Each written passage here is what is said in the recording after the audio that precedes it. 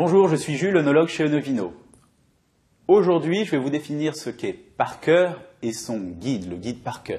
Si vous commencez à vous intéresser au vin, vous avez sûrement entendu parler de Parker ou du guide Parker en bien ou en mal. Qui est Parker? Parker, c'est un dégustateur américain, il s'appelle Robert Parker, qui a commencé à se faire connaître dans les années 80.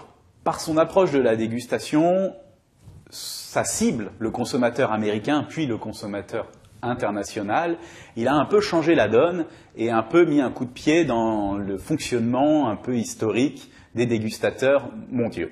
Et il s'est imposé, au fil du temps, comme une référence de la dégustation.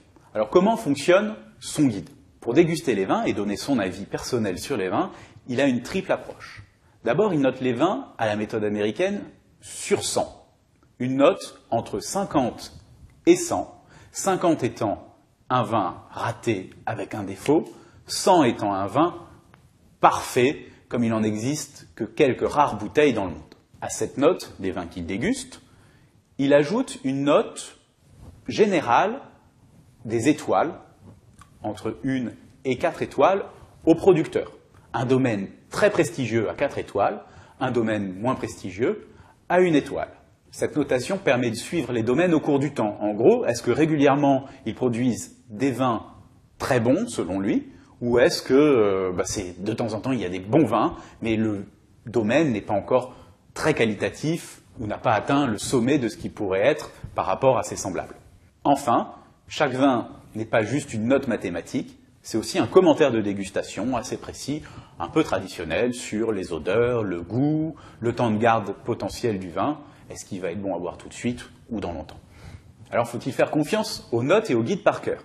C'est vrai, comme il s'est imposé un peu partout dans le monde, évidemment il y a une incidence sur le prix des vins. Les vins qu'aime Robert Parker sont mieux notés par lui et donc se vendent plus cher parce que beaucoup de consommateurs veulent les boire.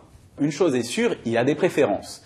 Et sa préférence va pour des vins chaleureux, issus de vendanges très mûres, des vins riches en alcool, très gourmands, très puissants. Il a une préférence pour la vallée du Rhône, Châteauneuf-du-Pape est une de ses appellations préférées, pour les vins de Californie, très ensoleillés, pour la rive droite de Bordeaux, à base de merlot. Et du coup, comme il préférait un type de vin bien particulier, beaucoup de viticulteurs, ceux qui voulaient vendre leurs bouteilles plus chères, se sont dit je vais faire des vins qui plaisent au goût Parker, qui sont très concentrés, qui sont très riches, et ont un peu suivi la mode.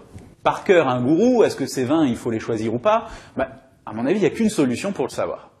Vous goûtez les vins, vous regardez si dans le guide Parker ils sont bien notés, vous prenez quelques bouteilles bien notées par Robert Parker et vous regardez s'ils vous plaisent. Si son goût et ses notes correspondent à vos goûts, parce que ce qui importe quand on boit du vin, c'est pas le goût des autres, c'est le sien. Si vos goûts et ceux de Robert Parker sont les mêmes, que vous aimez les mêmes vins, tant mieux, vous pouvez lui faire confiance. Vous prenez son guide et vous choisissez les vins qu'il aime, ils vous plairont. En revanche, si les vins qu'il aime ne vous plaisent pas, ce qui est tout à fait possible, eh bien choisissez un autre guide. Il en existe plein. Je peux en donner d'autres exemples, parce que le but n'est pas de se parler que de Parker, mais vous avez Béthane et De Sauve, un guide plus traditionnel, fait par 2 Français qui ont fait leurs preuves, ou vous avez, si vous aimez les vins naturels et biologiques, le guide Lapac, par exemple. Autant de guides que de dégustateurs, autant de goûts que de consommateurs. En gros, en matière de vin, ce qui compte, c'est ce que vous aimez, et vous choisissez les guides qui vous correspondent. Voilà, vous savez maintenant qui est Parker et comment fonctionne son guide.